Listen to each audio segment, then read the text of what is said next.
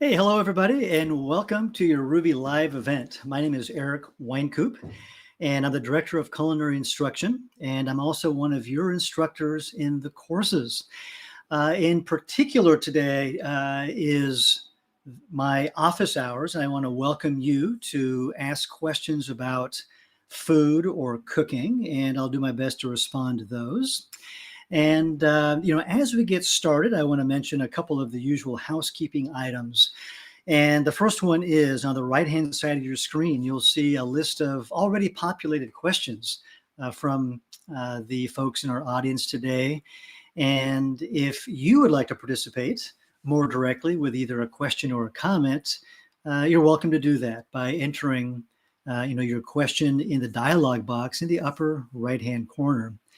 And then the second item is if you look at the individual questions that are already in the queue, you'll see a heart-shaped icon in each of those boxes. And go ahead and click on that heart if you would like that question pushed up in priority, in which case I'll respond to it sooner than later. Okay. And, other than that, let's go ahead and jump into today's list of questions. And I got a couple of them from Karina. Hello, Karina. And the first one is cashews are touted as the closest match for plant-based creams and sauces. How can I improve on using silken tofu or white beans or something else for a person with nut allergies? Okay, so to put that into context, I like to mention that nuts in general work well for plant-based creams and sauces, but cashews I think work particularly well because of their neutral flavor. You can certainly use walnuts or pecans or something else, but you will have a distinctly almond or walnut or maybe almond's pretty mild too, but pecan or walnut flavored sauce. And so anyway, that's why cashews are often the first choice in the case of making a fairly neutral flavored cream or sauce from nuts. And, one of the nice things about using nuts is that they have a relatively high fat content, which starts to mimic the fat that you find in the dairy-based creams or half and half or whole milk, that you might use for traditional creams and sauces.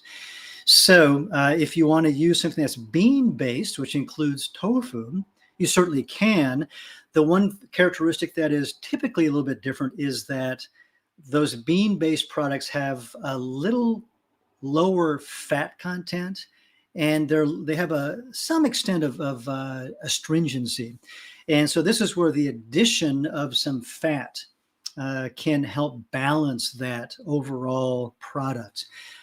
But give it a try, and try it without the addition of any oil, any fat, and then try it with the addition of your favorite fat, keeping in mind whatever flavor comes along with the fat that you might use. So in other words, you might use some sort of a neutral oil, or you might try something with a distinctive flavor like a certain kind of olive oil, and see how you like the results. Okay, but otherwise, beans, any sort of a bean or legume product can work very nicely. Thank you. Next up from Karina, what are your personal recommendations for increasing plant-based whole foods on the sly in my menu plan for a reluctant teenager? He loves sugary foods and hates vegetables. Okie doke. Well, regarding sugary foods, I recommend slowly backing off on those until you can get down to a level where there's still some sweetness to provide that satisfaction, for the palate and the brain, and allows one to experience that satiation that comes along with a nice cookie or a slice of quick bread. And I'll put this into a larger American context by saying that many of these recipes that we work with and that we enjoy when we go to a restaurant or a bake shop are on a global scale very high in sugar. And in other words, it gives us the opportunity to cut back significantly on the sugar, yet still have significant sweetness that provides that enjoyment. And as a starting point, you might drop the sugar by, say, 25%. I will typically end up at about 50%, of the original quantity in a cookie or a quick bread. Keep in mind that sugar plays other roles, especially in baked goods. Besides providing sweetness, it holds on to moisture. It affects the texture. So, you can ratchet down slowly and incrementally, and see how you like those changes, and then test out, of course, how your audience reacts to the changes. But of course, don't say anything. That's the on the sly part. And over time, of course, if we're eliminating outside sweets and then just focusing on this new level of sweetness in hopefully the main eating environment, at home, then the consumers, the family members and friends can start to get used to that change. Okay. Now, when it comes to incorporating vegetables into things, I recommend simply, adding it to the table, in with whatever preparation you're making. If you're making a meat-based lasagna, start to incorporate some vegetables into that meat-based lasagna. And you can start to, over time, again, cut back on the meat content. If you have something that is stew-like or creamy soup-like, you can incorporate vegetables by grating them or pureeing them so that they're less noticeable to the consumer. And that's a technique that I've used a lot with younger children that didn't grow up in my household. When I make, for example, Japanese curry in rice, which typically calls for large cuts of a few different vegetables.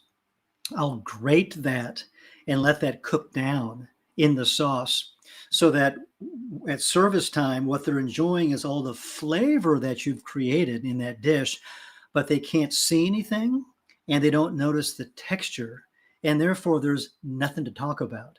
So that's going to be the on the sly component for these simmered dishes.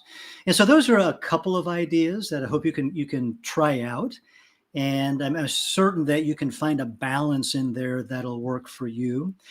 And then, also consider an ongoing discussion around food and long-term health, as well as the more immediate, short-term benefits of some of these changes to a diet.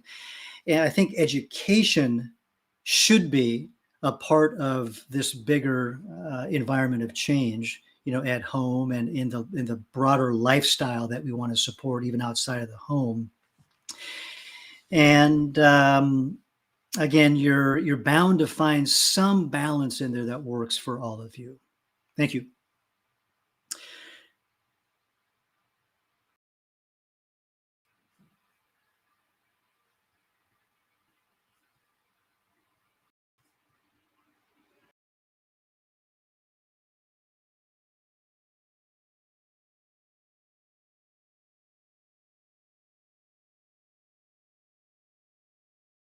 All right, the next question is from Mitch. Nice to see you, Mitch. It's been a while. And Mitch says, do you parboil or otherwise treat your rice to decrease arsenic content? Tried this, but found it makes the rice mushy when done. Any tips on this, or is it just a case of overreacting? This is a great question. It's one that comes up every once in a while, here at Rouxbe from students. And the first thing I want to mention is that arsenic content in rice can vary quite a bit depending on the source of the rice, and so it may be worth some deeper reading on your part to identify, which regions around the world are connected to more or less arsenic in the soil that is taken up by the rice.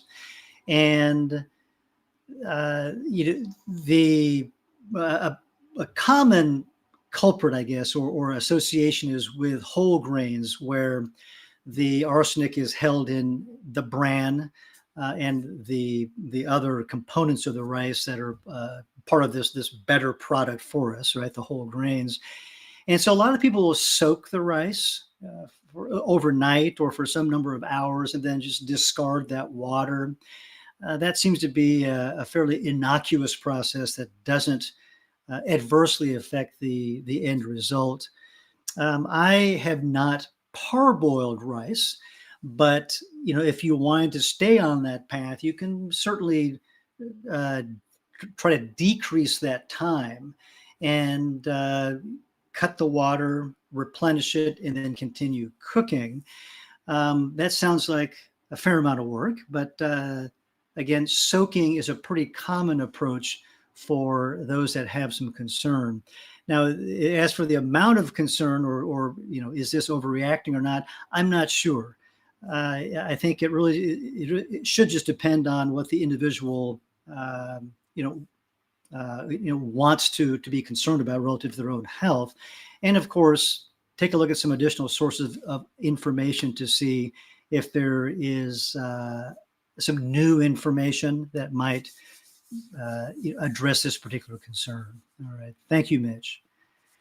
Next up from Mark, can you share any ideas for the ultimate plant-based burrito and how to prepare it? Well, the ultimate, for me anyway, burrito or wrap in general would be one that contains legumes of some sort. I'm a big fan of beans of any sort and try to eat them every day, at least once each day. I also like the idea of whole grains. And again, that could be just about anything. I just finished a batch of whole oat groats this morning as part of my breakfast, but I wouldn't hesitate to put that into a wrap. Quinoa, millet, brown rice, black rice, red rice, any of these whole grains are going to be great additions to a burrito. And I also like oven roasted vegetables. And this can be vegetables of your choice. Root vegetables are very common: parsnips, rutabagas, turnips, beets of various sorts. Not to mention potatoes can provide a nice sort of earthy, grounding yet smooth texture to your burrito. And then the addition of some herbs, some spices of your liking. When I think about burritos, I think about cilantro, but it can be anything else. I like fresh herbs, and I recommend using fresh herbs and spices of your preference. Again, it could be simply black pepper and turmeric, which is a great combination that promotes an anti-inflammatory effect in the body. But it could be other things in that masala family. It could be a singular spice. It could be a blend. And you don't have to create it yourself. You can try some prepackaged spice blends from your Indian grocery store. And then you can also consider a sauce or a condiment of some sort. And it doesn't have to be just one. It could be a couple or more if you'd like. And depending on what I've got in the fridge or what I just made or what I'm cooking, it could be something like yellow mustard.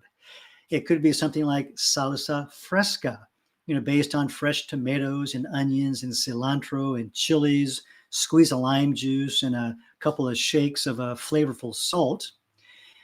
Or it could be a salsa roja, which is going to be a cooked version based upon chilies with the addition of some charred onions and garlic and maybe some cumin and a splash of apple cider vinegar. Adjust the salt, put that in a blender till it's smooth.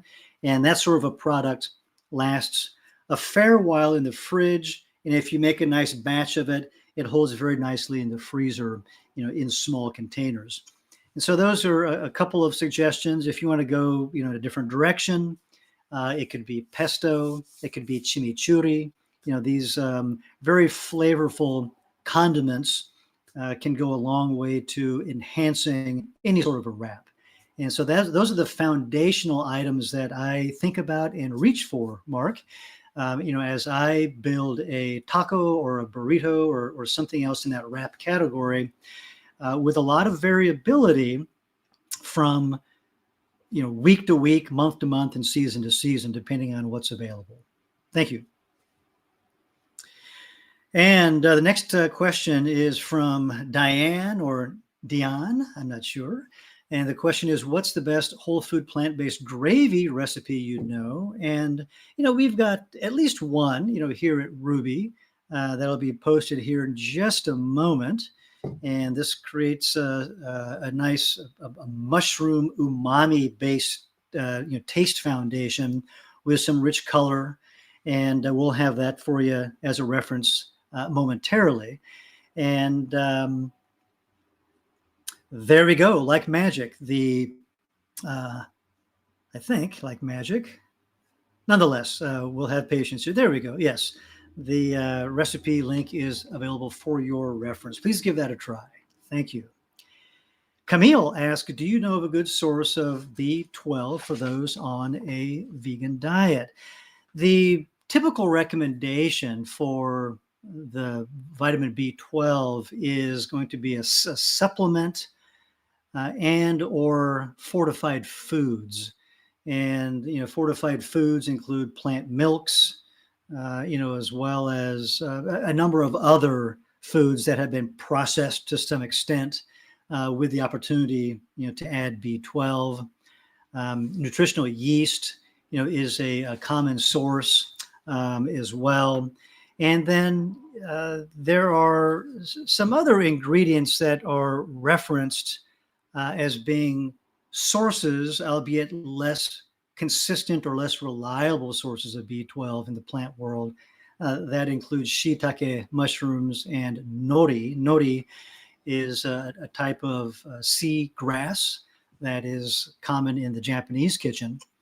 And so you might consider, any of those and see how they might fit into your lifestyle. And then I also recommend, talking to a nutritionist that has a plant-based focus and is going to be, up to date on sort of the latest information on this very important category of nutrition. Thank you. And another question from Mitch, who says, wok cooking uses high heat.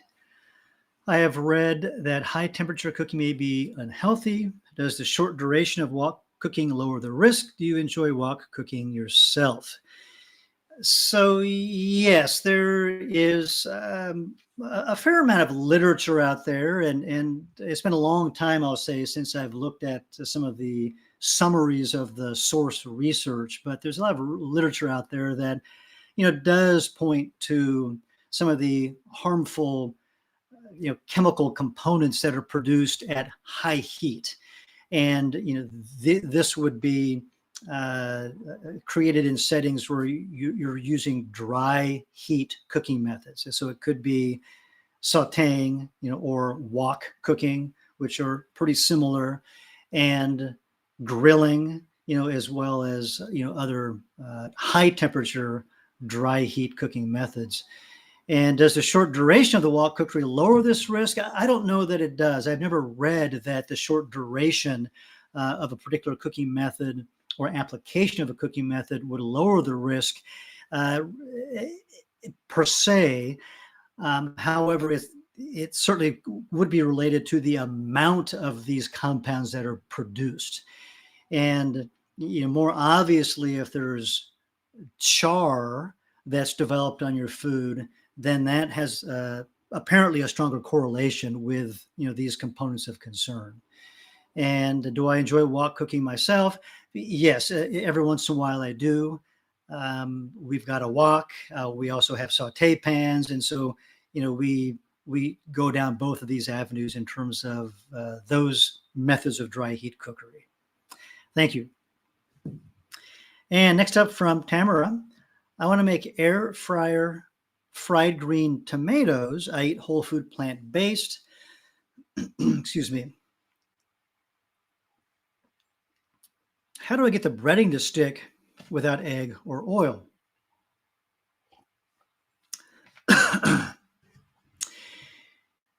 Okay, so the replacement for well, let me back up a step here and say that the standard breading procedure consists of 3 steps. And the first one is flour. The next one would be an egg wash. And then the third one would be the bread crumbs. So here we can use the first step of applying the flour, dredging the product in flour. And then the second step here, where traditionally an egg wash would be used, we can replace that, for example, with a plant-based milk slurry that's made with the addition of cornstarch. You could use another starch as well, but cornstarch is an example. And what that will do is set up as the product cooks. And that's going to provide a little bit of structure and adherence for the next step, the breadcrumbs, as the product cooks. And egg wash does a similar thing, as it sets up under heat. It provides more structure and will hold on to the breadcrumbs. So that would be the big change, right, in the standard breading procedure. And then regarding oil, I think you can probably just give this a try in your standard air fryer method, which may be 0 oil, or it could be the addition of a very small amount of oil that might be spritzed on or otherwise used in a way that you find best for your situation. And, as you cook items, especially a breaded item without oil, you will get uneven browning. That is very simply a common result of making that modification. So, you'll need to find a balance in terms of the visual aesthetics, right, that you can live with. Okay, but please give that a try. Thank you. And Christina says, do you have a recipe for the burrito itself, not the content that you already talked about? That is my recipe, Christina. A burrito really is just a number of things that work for you that's wrapped in some sort of a container, some sort of a medium. And that could be a corn tortilla, which is typically my go-to, which equals a taco in my world. Occasionally, it's a flour or some sort of a similar tortilla in a larger format. And sometimes it's lettuce leaves, romaine or butter leaf or something else. But yeah, I don't have a recipe per se. And, you might perhaps take a look at something online if you want something more narrowed down that you can replicate. Thank you. And next up from Mitch, who says, can whole fresh turmeric be ground in a coffee type grinder and used to replace dried turmeric powder? I read somewhere that turmeric does not grind well. Okay, this is a good question, Mitch. So turmeric comes in at least 3 varieties that I use. And one is the powder, one is the fresh rhizome, and then third is the dried whole rhizome. And I'll start by saying that the dried rhizome is very, very hard. And I don't recommend grinding it at home in any of your devices, okay? Because there's a good chance you'll damage your equipment, speaking from experience. Now, the way you use that is to rehydrate it and just soak it in some water for a day or 2, or it could be more than that, until it softens up. And then you can slice it, dice it, blend it, or whatever you need to do. Now, fresh turmeric can be used very easily, just as you might use fresh ginger. And in the case of fresh turmeric rhizome, yes, you can grind this in any sort of a grinder, including a coffee grinder, spice grinder. And yes, you can use that, in place of dried turmeric. And clearly the addition of the water is going to be a little bit different if something is just calling for a dry component, but you can make that adjustment. You can figure that out, I think, pretty quickly. It's not a big deal that I can think of right now. I put turmeric in just about anything I make, including sweet items and liquid items and dry items and savory items. And I have used dry and I'll use fresh when I've got it. And it all works very nicely. And another idea here, this is what we do at home, is I'll buy fresh turmeric rhizome and I'll cut it into user-friendly pieces. And it might be a couple centimeters long, and put them in a container and put that in the freezer so that I can easily pull out a piece or two, and then I can quickly grate that on a relatively coarse microplane, and then I can put that into soups and smoothies and cookies and quick breads and stir fries and anything else that we might be preparing. So that's a pretty handy way to use fresh rhizome from the freezer. Thank you. Next question from Lisa. Hello. I'm currently volunteering at a wildlife refuge in New Mexico. It is difficult to find quality fresh produce this time of year. Any suggestions for using canned and frozen vegetables? The one thing that comes to mind when using canned vegetables is to just note the content. You take a look at the ingredient list, and very often there's some salt added. You might, of course, find something that's low sodium, and there's usually some sort of a preservative added. And my approach is to discard that liquid and even rinse the item just to minimize the uptake of those chemical preservatives that are added. I think that I'll take a little tangent here by saying that I think that there's probably not much research, certainly not enough research done on the effects of that long term on our public health and individual health. But I think it's probably best to avoid, by rinsing these preservatives off of these canned foods, the consumption of these chemical compounds. Okay, so that's one suggestion that I have in terms of handling canned foods. Otherwise, feel free to use canned foods and frozen vegetables in any way that you might have used the fresh version, noting that these two items are fairly high in moisture content. So, if you are sauteing a mixture, that your texture is going to be a little bit different, right? When you freeze and then thaw a product, right, the water expands, the cell membranes rupture. When it thaws, the structure is a little bit softer as a result. And it also releases some water. And so you're going to get a little more of this mushy sort of a texture. And if you can deal with that, or otherwise find a workaround by not making certain things and focusing on things where that's not an issue, soups and stews, casserole fillings, these are obvious places where no problem exists.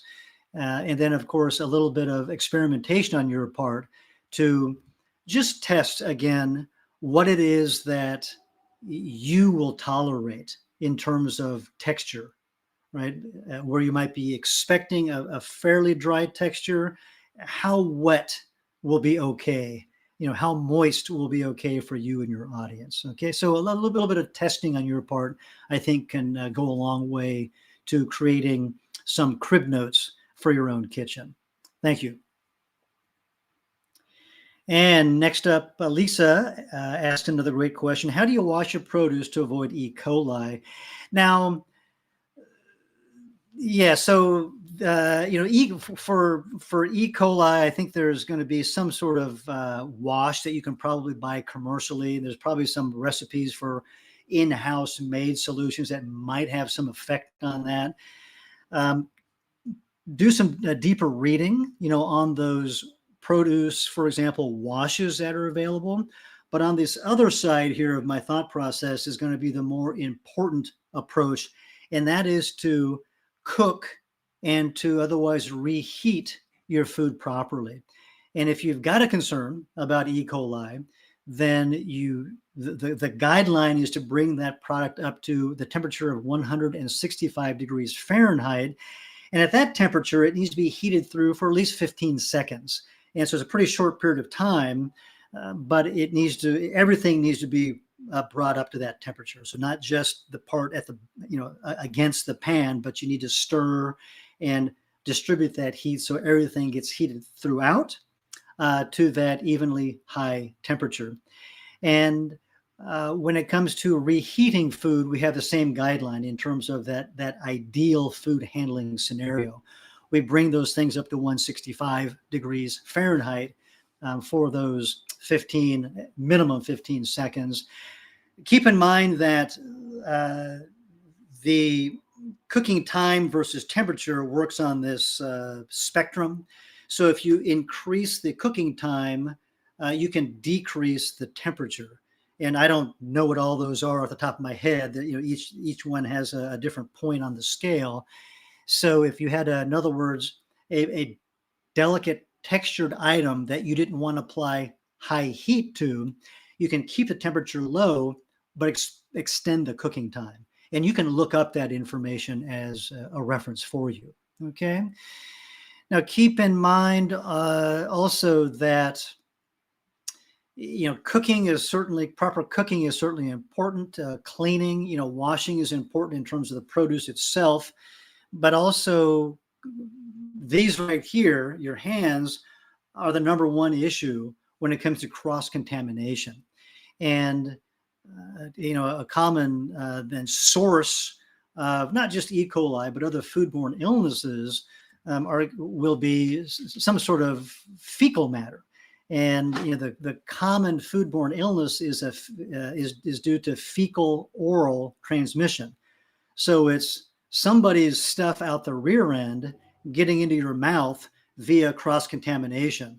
And again, the hands are the typical culprit.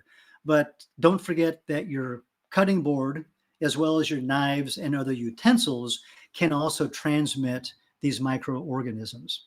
Okay. And it's a number of things to keep in mind here, but the basics are going to be to wash and sanitize everything really in your daily use environment, and when you're prepping on an ongoing basis through your prep period, and then also to apply heat properly to your food when cooking and reheating. Thank you. Next up, Michael has a question. Vegan butter seems to violate the idea of not using oils. Since there's a lot of oil in it, it seems like butter would actually be healthier. Should I consider using butter versus vegan butter? And, that's a fair question. I think a lot of people bump into this. And, a lot of folks that I've come across over the years do opt for butter in its original dairy-based form for its flavor, as much as anything else, as much as any other concerns. And this becomes a personal issue, Michael, and one that I encourage you to dig a little bit deeper in to determine, if you have particular health concerns, and if animal products are really at the source of that, or if maybe it's additional fat in your diet generally, in which case you might want to avoid both of these categories of products. Or if you want to focus on flavor, ultimate flavor, then maybe you consider butter once in a while over the vegan counterpart. But it just depends on what your concern is at the core, and what issue that you need to address. But I think that either path can be fine if you have that flexibility. Thank you. And Camille asks, I want to learn more about smoking techniques, like using wood chips on the grill. And what's the best brand of wood chips? What things other than tofu are made for smoking tempeh, seitan, etc. Okay, so let me address this from your last question and kind of move backward here. And so, what things can be smoked? And really, anything can. So you can smoke fruits and vegetables to add an interesting, flavor dimension as you are assembling a dish. It adds a nice type of complexity, of course. We know what that is. And if you're working in the bake shop, you can smoke chocolate, you can smoke heavy cream that can, then go into some sort of a preparation. These are all things that are done by chefs around the world and have been done for a long time now. And I encourage you to practice and experiment and find what it is that you like in terms of a single component that is smoked, in terms of the combination of ingredients, one or two of which might be smoked, as well as the extent of the smoke and the concentration of the smoke that you apply. It can be done very delicately. It can be done a little bit more, but of course, you get to a certain point where it starts to turn the corner. You develop bitter notes and just very strong flavors that become out of balance at that point. So you need to figure out what is going to work for you and your audience. And when it comes to a brand of wood chips, I have certainly people have their favorites. I've never had a favorite brand. I've used a lot of different brands over the years. And, again, that's a place where you might want to experiment if you want to focus on apple wood chips from 4 different brands and find your own. That's going to be your experiment. But otherwise, do note that different types of wood, whether it's mesquite or hickory or something else, do impart different flavors. And start out by consulting probably, whatever your source of information is, whether it's a book from your local library or somebody online, to get some suggestions on what type of wood you might use for a certain, ingredient smoke, to impart smoke, in terms of what might go well together, and then experiment from there. Right? Someone else's preference may not be yours. So, don't limit what you do by someone else's opinion. I always encourage you to experiment and find your own boundaries, in the world of cooking, your own combinations. And, when it comes to, how to smoke, you can buy some sort of a large contraption that's got electronic controls. You can buy a simpler item that might be integrated with your grill that you use, and it could be a grill that's fired with sticks, or wood. Could use charcoal. It could be a pellet fired piece of equipment. All of these can work well to smoke certain foods. And if you want to do cold smoking, then you need to pay attention to a temperature that's relatively low, in which case you'll need some more specialized equipment in order to control the temperature. If you want to use hot smoking, it's much more common, much easier. You can create a smoker for your stovetop, where you can get a hotel pan, and it could be a disposable aluminum hotel pan. Get 2 of them so you have a lid as well. You're going to need a rack inside. And I like to lift that rack up to the height of that bottom hotel pan by crumpling up aluminum foil, making some balls, putting them in each of the 4 corners, and then resting your grate on top of that. This is inside of your hotel pan.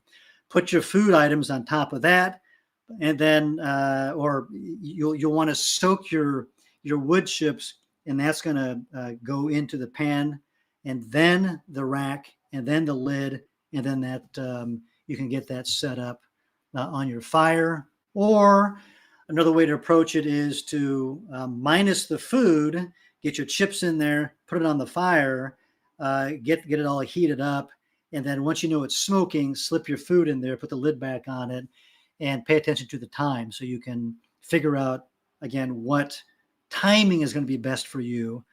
2 minutes, 5 minutes, 12 minutes, whatever, based upon the amount of the chips, based upon the intensity of the heat, based upon the size of the container, based upon what it is that you're smoking inside the container, and then based upon the intensity of flavor that you want. Okay, so have a paper and pencil and take notes in your kitchen lab. All right, and then have fun with the process. Thank you. Michael asks, can I overbrine a turkey?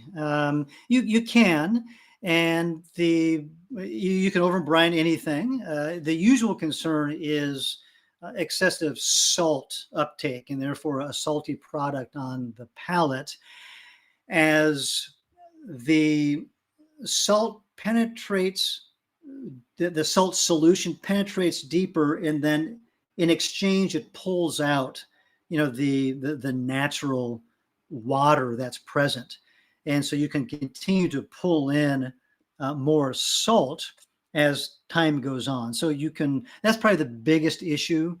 If you were to keep something in that environment for a long time, you can start to affect the texture of the protein or of the meat itself. And a couple of possible outcomes, but the biggest and most immediate and common concern is going to be over salted food. You can play with this, if you're wet brining, then you can create a solution that's less than whatever recommendation you're following.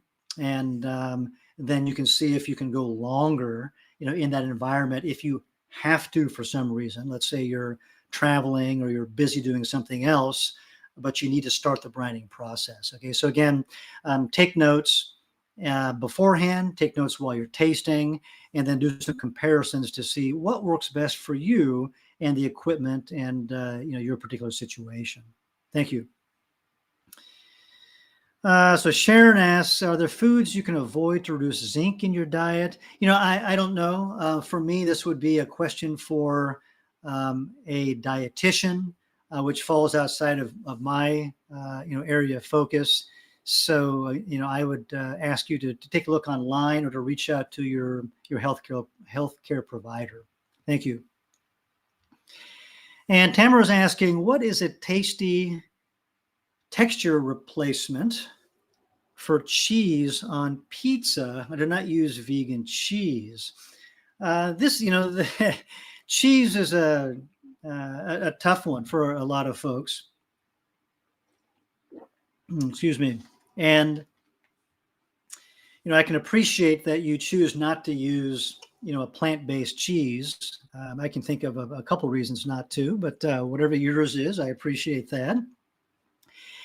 And in terms of a replacement for cheese, so first of all, let's think about what cheese does, right? How does it function? So when we think about replacing any ingredient in any scenario, think about its function in the original recipe. So cheese provides some sense of moisture.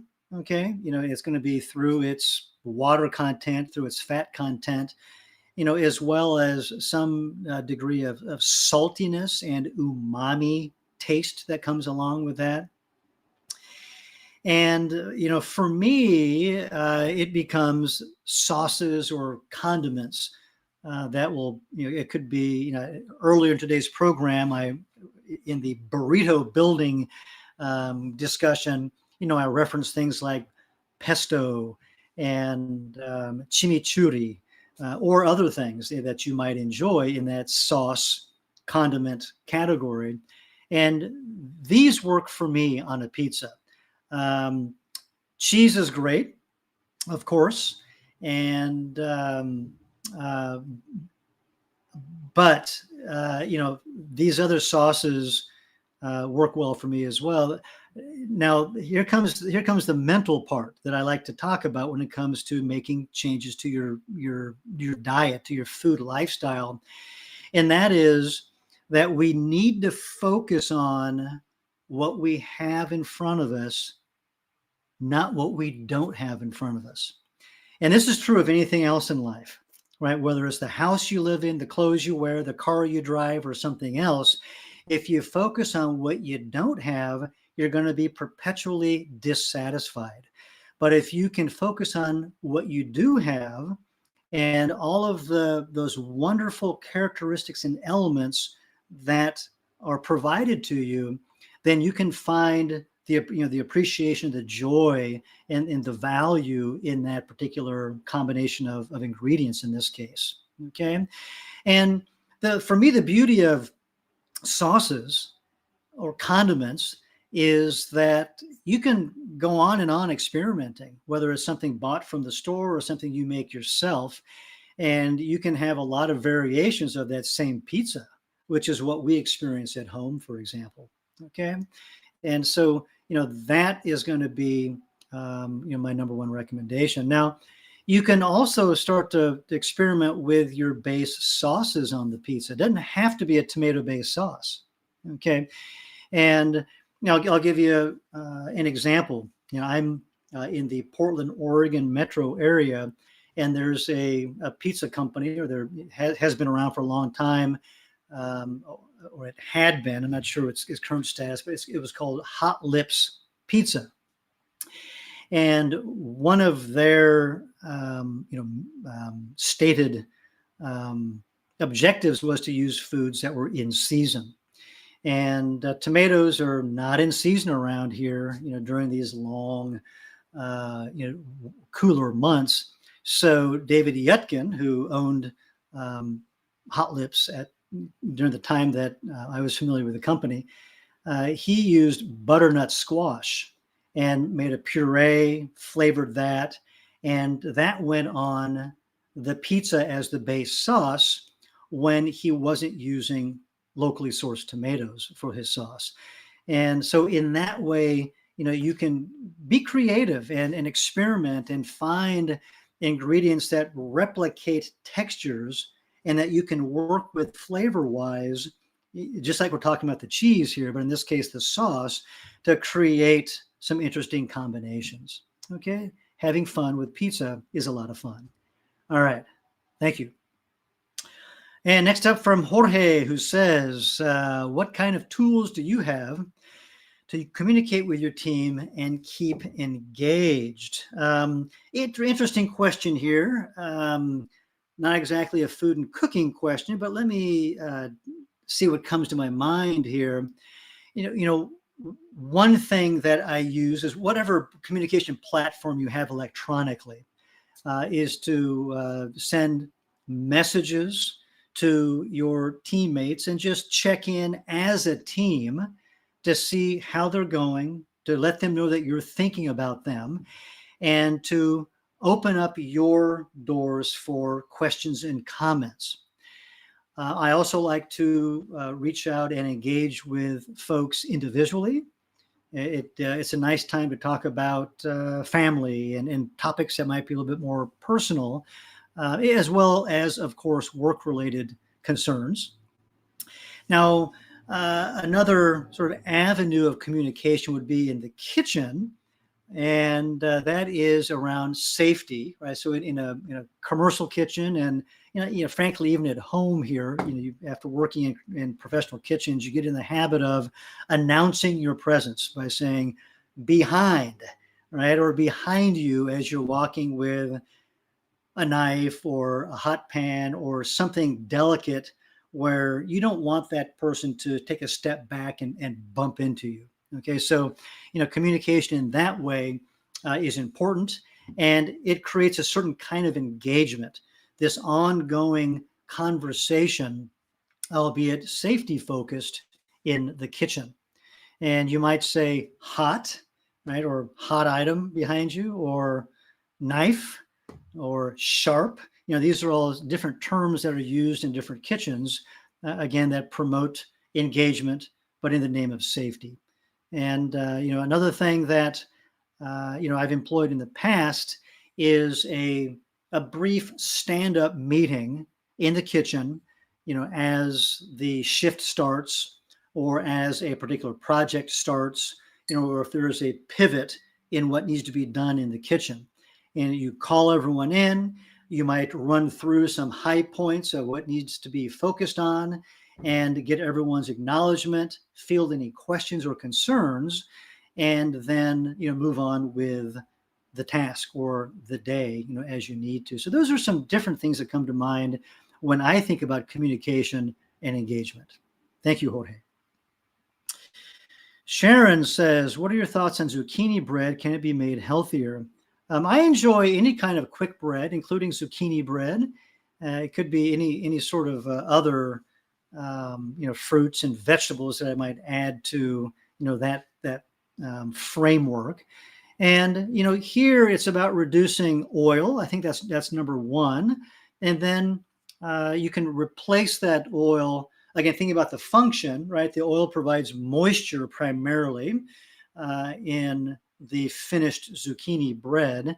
A common replacement is applesauce. It could be another puree, right, of a fruit or vegetable, keeping in mind the accompanying flavor. Applesauce, as a common replacement for oil in the quick bread, has a fairly neutral flavor. That can be easily covered up with the addition of spices, and it provides a little bit of sweetness, okay, which also allows us, excuse me, to adjust the next component, which is sugar.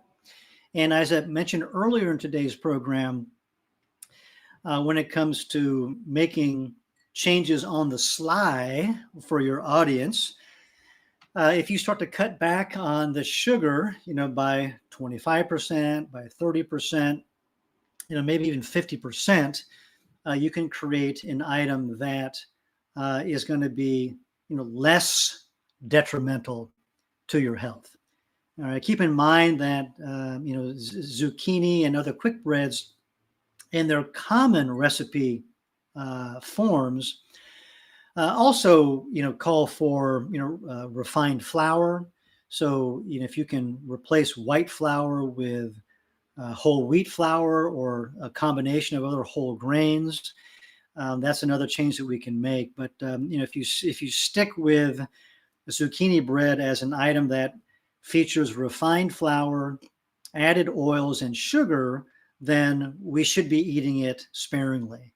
So do keep that in mind as well. Thank you. Next up, for Mitch, wok cooking. Okay, so that one, we addressed. Next up is from Jorge, who says, with my new position as a sous chef, what advice will you give me to help with organization with cooking, ordering products, and doing inventory? Wow. Okay. So that's a course all on its own. Okay. And, I used to teach a course on kitchen management where we spent an academic quarter. So about, 10 or 11 weeks at least, looking at these issues in more depth. But, when it comes to, I'll try to summarize this for you, Jorge. Okay. So when it comes to doing inventory, job number one is to create an inventory list of everything in your inventory. And the way we do this is in the order that you would walk through your storeroom or food storage area to look at the inventory. Okay, so if you walk in the door and start to the left, then your list is going to start with this first shelf, and it's going to continue with this next shelf, and then so on and so forth along wall number 1, wall number 2, wall number 3, wall number 4. And again, list every item with enough detail or product specification that you, as well as your teammates, will know what is being referenced specifically, because you might have 4 different types of tomatoes in your inventory. So you need to be very clear about how you list those on your inventory list. It could be a fresh tomato, that's a 6x7 size. It could be a number 10 can of diced tomatoes. It could be a number 10 can of tomato puree. It could be a number 10 can of tomato paste. And so label those things clearly. And that also helps in the ordering process. You can use essentially the same lists, and on whatever your ordering frequency is, twice a week, once a week, whatever, walk through with your lists, and you can very quickly check the inventory, actual inventory levels against your list, take notes on your clipboard as to how much you need to order based upon a par level. And a par level is the minimum level that you want to maintain in your inventory, okay, to make sure that you don't ever run out of that product. All right. And then your first part of this question is about organization with cooking. So, I think organization of cooking comes down to a number of things. One is going to be inventory, and we just talked about that. Next is going to be setting up your station, and we need to set that up in a way that makes sense and corresponds with the menu items that you're cooking, right? So if you've got sauces over here, and you've got cold items for a salad, over here, or as a couple of examples, they just need to mirror, of course, what it is that's going to be on your menu. They should be, within reach or within about one step, ideally. Maybe you turn around to grab something, but you don't have to stray very far. So, this sort of organization is going to be key to efficiency, right, in your kitchen. You need to step into that role as the sous chef. Even though you have a line cook that might actually do the work, you need to step in and experience it yourself. And then also work with your line cook to make sure that it works for that person as well. Okay, even though you're the sous chef and you're the boss, the line needs to be organized in a way that makes sense for the person actually doing the job. Okay, so work very closely with your teammates as well. All right, so try that on for size, and hopefully that'll provide some positive results for you. Thank you. Okay, next up for Mitch. When adding small amounts of turmeric or ginger to a smoothie, I leave the skin on. Will this make the flavor a bit more bitter? I don't seem to notice any adverse effects. I don't notice any adverse effects either. I leave the skin on. Those two ingredients for all of my cooking. Probably the only time I might remove the skin is if visually it was desirable to do so. So if I was making a special meal for someone, or special meal at a certain time of the year, and I wanted to sort of up my game in terms of the visual presentation, then I might peel the product. But otherwise, if ever in doubt, put it in your mouth. That's what I always tell my students, and just taste the food. And in this case, I think you'll find that the skin of ginger and turmeric doesn't provide an offensive flavor. It might be a little dry, a little papery, there might be some textural differences to it, but think about then how you process the product. If you're grating it on a microplane, then you're not going to notice that skin at all. If you're going to simmer it, in a curry or a soup or a stew, then it's going to soften up and you're probably not going to notice it. But if you're going to be putting that into a vinaigrette for a salad presentation, then you might notice it. All right, so approach it from that sort of position, right? Of what the end result really is going to translate to for the diner. Thank you. And Michael has another question. How can I think about cooking stations and incorporate them into my home kitchen for the different cooking processes? What would an ideal prep station look like? So this is interesting for home. Let me first address the restaurant scenario where, we have a a cooking station that is set up with containers of all of the ingredients that we use. And that functions very well and very importantly because of repetition, right? We may produce a given dish 10, 20, 30, 40, 50 times in a day. And so it becomes very important to have within reach, each of those ingredients. And then of course, we'll have a backup of each of those things in the refrigerator. So when this container runs out, in a matter of seconds, I can replenish it. In the case of home cooking, we're probably not producing that much food. So a cooking station is going to look different, of course, the prep station. But think about, what it is. Think about those same principles. Think about what it is that you do reach for commonly. Whether it's cooking oils, whether it's spices, or other things like maybe you use multiple kinds of salt. Maybe you use different types of flours for preparing this flatbread, for dredging this item, for thickening, this other sauce. And are those things within a reasonable distance from, where your cook station, where your cutting board is?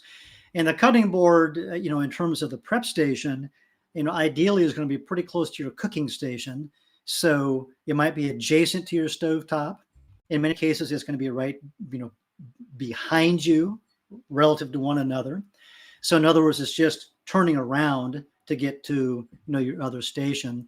And then you have refrigeration in any kitchen, which is going to be the third point of that kitchen triangle that we think about when it comes to design and efficient movement.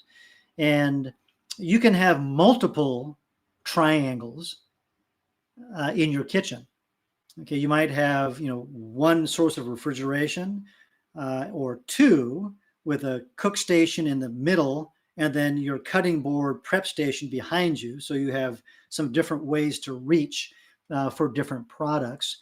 This is going to be true of dry storage or pantry areas where you might have, one over here and one over there, depending on your house, right? So, what we have done is just a couple steps off the kitchen was a coat closet, and we converted that to a pantry, and it's one of, two pantries in the kitchen because we needed all that space. And so, think about minimizing your movement. And then also think about putting the most commonly used items, within that shortest reach or shortest distance of travel. In pro kitchens, we use what's called a speed rack. And a speed rack is it's a frame with slats on it that you can slide in sheet pans. And this sits on 4 casters, so you can easily wheel this thing around. And I've only met a couple of people whose spouses, I think, would allow them to have a speed rack in their home kitchen. And I'm still working on this, but that's a great solution. Certainly in a professional kitchen, a speed rack is indispensable for prep and for just general convenience. You can move that around and use it to hold dry things on an ongoing basis. You can use it to stage your prep. You can use it to let dough proof if you're baking. There's so many great uses for a speed rack. They also come in short half versions that are about counter height. And so that can be a possibility too in terms of incorporation into your home. So those are just a few sort of random ideas that come to mind, Michael, but you can probably find some more structured information and diagrams on setting up a kitchen online.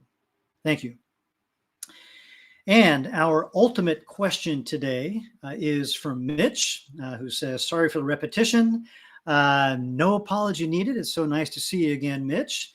who says, Happy Thanksgiving to you and your family, and thanks for the informative session today. Yeah, thank you very much, Mitch, and thank you to each one of you that participated in today's live event.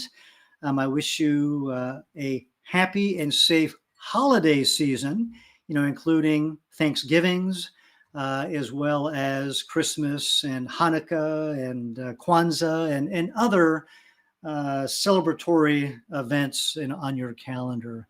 And, until we meet again, I wish all of you happy cooking. Thank you.